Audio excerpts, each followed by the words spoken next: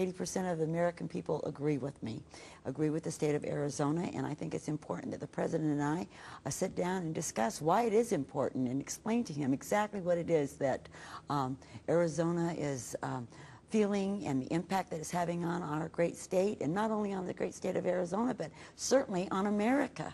So the law takes effect July 29th, I believe. When you signed it, you said, look, I had no choice. The federal government has not kept its responsibility to protect the border, to defend the border. You said you had no choice. Since then, just last week, the President announced 1,200 National Guard troops to be deployed to the border, $500 million, he says, in additional money for border law enforcement, other security efforts. Is that enough in your mind? Some have said, well, Governor, then why don't you suspend your law? Ask the legislature maybe to suspend implementation for 3 months, 6 months, or 9 months to see if the federal government can step up to the plate and do its job, and maybe you don't need it. Well, I think we need as much help as that we can get, and certainly the fact of the matter is, back in August of last year, I kept writing and trying to contact and kept pleading for help. But now that you're getting some, is it good enough to say we'll delay implementation? But the only way that I've ever heard that I'm getting it is through the news. I haven't received anything formally. I haven't received any letters, any phone calls.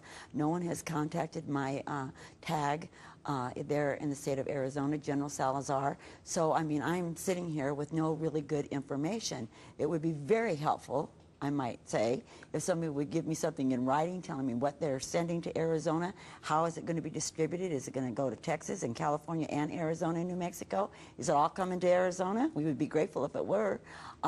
What exactly are their plans? And that's one reason why I need to sit and I need to talk to them. I need information. The people of Arizona are discouraged, they're fed up, we've had security flaws on the border for years now, and it's time that we do something about it. And so what if the President impressed you? What if you came away saying, okay, not everything I want, but this is a pretty good down payment? And what if he said, Governor, give me a chance. Ask your legislature to delay implementation of this law. Give me 3 months. Give me 6 months. Are you open to that? Or do you think no? No? No. No, I think you don't trust him.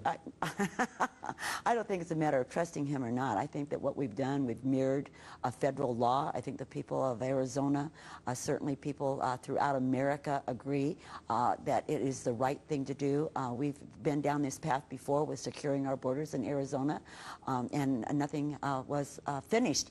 And so we need to move forward.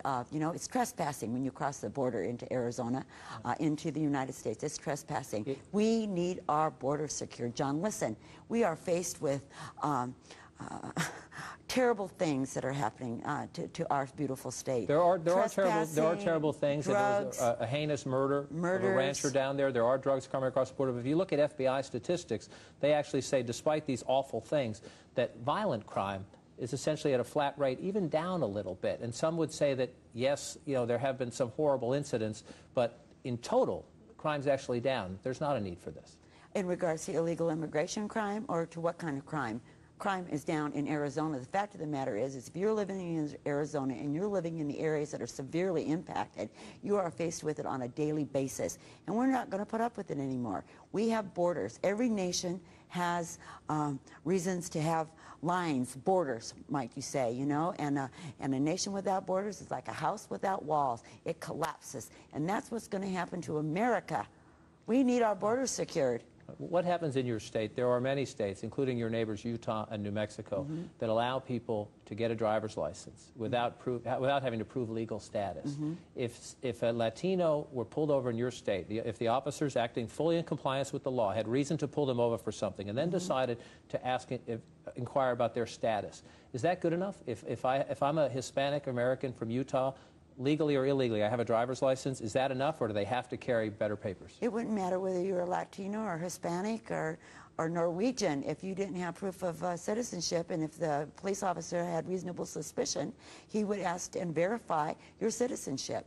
I mean, that's the way that it is. That's what the federal law says, and that's what the law in Arizona says. You make a passionate case about the immigration problem. I want to ask you if cumulatively you worry at all about the image of your state.